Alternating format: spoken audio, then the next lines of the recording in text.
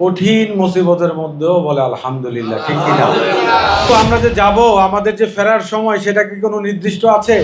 হুজুর গরিব নওয়াজ খাজা মঈনুদ্দিন চিশতি আজমিরি সঞ্জানি রহমতুল্লাহ আলাই হিন্দুস্তানে এসে 98 লক্ষ মুসলমান করেছেন। হাদিস আছে যে আখিরি জামানায় সুন্দর সুন্দর মসজিদ হবে, কিন্তু সুন্দর সুন্দর ইমানদার মুসলমান পাওয়া যাবে না, ঠিক কিনা? আল্লাহ পাক আমাদেরকে সর্ব অবস্থায় তার শুকরিয়া জ্ঞাপন করার জন্য বলেছেন। সর্ব অবস্থায় আমরা আল্লাহ পাকের সন্তুষ্টি অর্জনের জন্য আমাদের জীবনে শত দুঃখ কষ্ট বেদনা যন্ত্রণা নিয়েও প্রকৃতপক্ষে যারা মুমিন মুসলমান, যারা আল্লাহর প্রতি তাওয়াক্কুলে থাকে, যারা আল্লাহকে ভালোবেসে কঠিন মুসিবতের মধ্যেও বলে আলহামদুলিল্লাহ, ঠিক কিনা? আল্লাহ পাক আমাদেরকে বিভিন্ন সময়ে বিভিন্ন রকমের বালা মুসিবত দিয়ে আমাদেরকে যাচাই বাছাই করেন যে আমরা যারা আল্লাহ এবং আল্লাহ রাসূলের নির্দেশিত পথে চলতে চাই কিংবা চলি, আল্লাহ পাক দেখেন যে আমাদের অন্তরে তাকওয়া এবং আমাদের আল্লাহ পাকের প্রতি দরদ মহব্বত এবং ভালোবাসা কতটুকু, ঠিক কিনা? এই জন্য আল্লাহ পাক আমাদেরকে কঠিন কঠিন বালা মুসিবতের মধ্যে ফেলেন, আবার সেই কঠিন কঠিন বালা মুসিবতের থেকে আল্লাহ পাক আমাদেরকে আবার ফিরে আনিয়ে আসেন, ঠিক কিনা?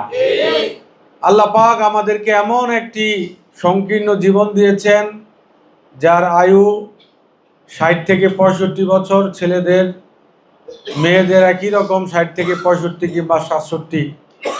এই অল্প সময়ের জন্য আমাদেরকে এই পৃথিবীতে পাঠিয়েছেন এবং এই অল্প সময়ের মধ্যে আমরা এমন কিছু কিছু কর্ম করি যে সমস্ত কর্মকাণ্ডের কারণে আল্লাহ পাক আমাদেরকে রাজি খুশি হয়ে আমাদেরকে সকল রকমের নাজ নেয়ামতে পরিপূর্ণতায় ভরে রাখে, ঠিক কিনা?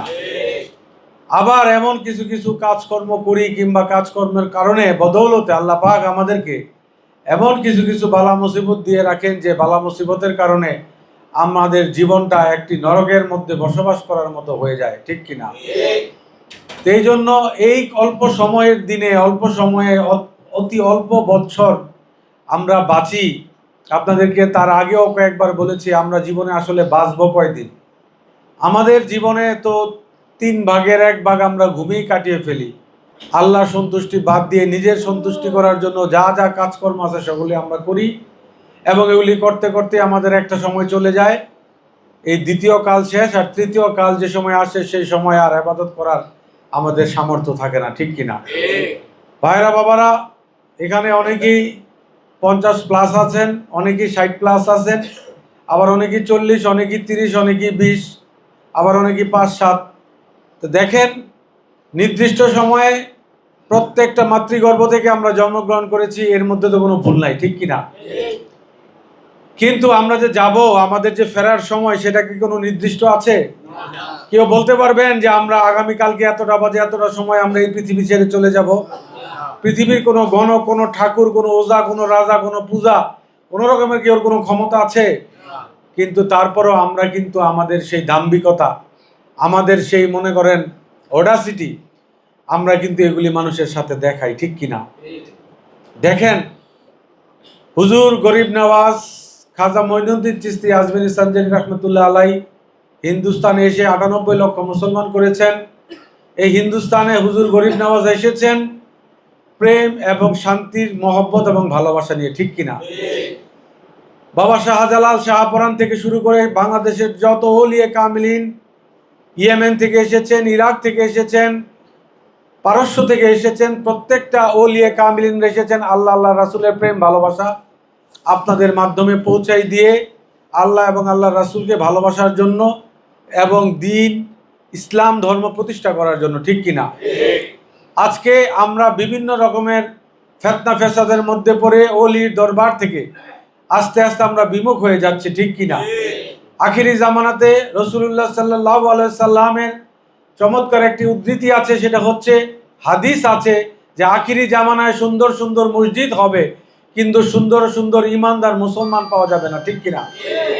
এই জন্য ভাইরা বাবারা, আমাদেরকে সুন্দর সুন্দর শুধু মসজিদ বানাইলেই হবে না, সাথে সাথে আমাদেরকে সুন্দর সুন্দর ইমানদার মুমিন মুসলমান আল্লাহ পাকের বান্দাও বানাইতে হবে, ঠিক কিনা? এ বান্দা বানানোর কারিগর কারা?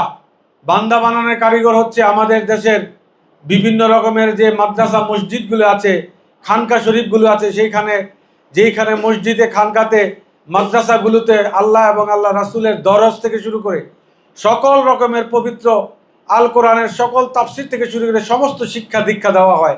এবং এই শিক্ষা দীক্ষার কারণে মানুষ এখন আগের থেকে অনেক সচেতন। মানুষ এখন বোঝে কোনটা আমাদের জন্য পাপ আর কোনটা পূর্ণ। মানুষ এখন বোঝে হালাল এবং হারামের পার্থক্য। মানুষ এখন বোঝে ফিতনা ফেসাদের পার্থক্য। মানুষ এখন বোঝে আলেম এবং জালেমের পার্থক্য। ঠিক কিনা? এই যে আল্লাহ পাক আমাদেরকে এলমে লাদুনির মাধ্যমে আমাদেরকে জ্ঞান অর্জনের স্তরকে উপরের স্তরে নিয়ে গিয়েছেন, এইটাও আল্লাহ পাকের দয়া। ঠিক কিনা? আল্লাহ পাক যদি চাইতো আমাদেরকে এই পৃথিবীতে এমন এক জায়গায় বসবাস করাইতো, চিন্তাও করতে পারতাম না যে আল্লাহ পাকের কতগুলো নাম আছে, আল্লাহর রাসূলকে, রাসূলুল্লাহ সাল্লাল্লাহু আলাইহি ওয়াসাল্লামের মান মর্যাদা কি, ওলিয়া কামিলিনদের মর্যাদা কি, গাউসুল আজম আব্দুল কাদের জিলানীকে, হুজুর গরিব নওয়াজ খাজা মঈনুদ্দিন চিশতিকে, মুজাদ্দেদ আল ফিসানিকে, বাবা শাহজালাল শাহপরানকে, বাংলাদেশের ওলিয়া কামিলিন যারা আছেন তারাকে। ঠিক কিনা? আমাদেরকে যে চিনাইছেন, জানাইছেন, আমাদেরকে আল্লাহ আল্লাহ রাসূলের পথে পরিচালিত হওয়ার জন্য ওলিয়া কামিলিনদের সহবতে নিয়ে গেছেন, অলির দরবারে জিয়ারত করিয়েছেন, এতটুক শুকরিয়া আল্লাহ পাকের দরবারে তো আমরা অবশ্যই করব। ঠিক কিনা? এটা যদি আমরা কোনো কারণে শুকরিয়া না করি তাহলে আমাদের আমল ইবাদত কোনোটাই ঠিক মতো কাজে লাগবে না। এই জন্য লাগবে না যে যাদের দিয়া তুমি পুতের মা তারাই তুমি চিনো না। ঠিক কিনা? অনেকে মনে করেন বাবা শাহজালাল শাহপরান আমাদেরকে কি শিক্ষা দিয়েছে? বাবা শাহজালাল শাহপরান আমাদেরকে শিক্ষা দিয়েছে তোমরা কিভাবে নামাজ পড়বে, নামাজ কিভাবে পড়লে কোনটা হালাল হারামের পার্থক্য কি, এটা বুঝিয়েছেন। বাবা শাহপরান বুঝিয়েছেন 2 নাম্বারি করলে কি হবে, কি করলে কি হবে বুঝিয়েছেন। বাবা বোরহানুদ্দিন বুঝিয়েছেন যে কিভাবে ইসলাম ধর্ম প্রতিষ্ঠা করার জন্য নিজের পুত্র সন্তানকে জলাঞ্জলি দিতে হয়। এই রকম অসংখ্য ওলিয়া কামিলিনদের দরবারে বিভিন্ন কেরামত এবং বিভিন্ন আলামতের মাধ্যমে আমাদেরকে শিক্ষা দিয়েছেন যে আল্লাহ পাককে পাওয়ার রাস্তা অত সহজ না যদি তুমি এটাকে সহজ করে না দেখো। ঠিক কিনা? বেহুশের কাছে খোদা আছে? হুশের কাছে খোদা। যতদিন পর্যন্ত বাঁচবেন হুশে থাকতে হবে। যার বেহুশ, হসপিটালে যার কোনো জ্ঞান নাই, তার উপরে যে কি পরিমাণ টর্চার কিংবা কয়টা ইনজেকশন দিছে সে কি বলতে পারবে? কোন সময় ডাক্তার আসছে, কোন সময় গেছে বলতে পারবে? এই জন্য বেহুশের কাছে কোনোদিনই হুশ নাই। আর যার মধ্যে হুশ নাই তার মধ্যে আল্লাহ নাই। আল্লাহকে পাইতে হলে হুশে আসতে হবে। সেইটা আপনাকে এমন বেহুশ হওয়া যাবে না হয়তো বা সমাজের চোখে সে দেখে বেহুশ, আসলে সে আল্লাহ পাকের চোখে হুশে আছে। ঠিক কিনা?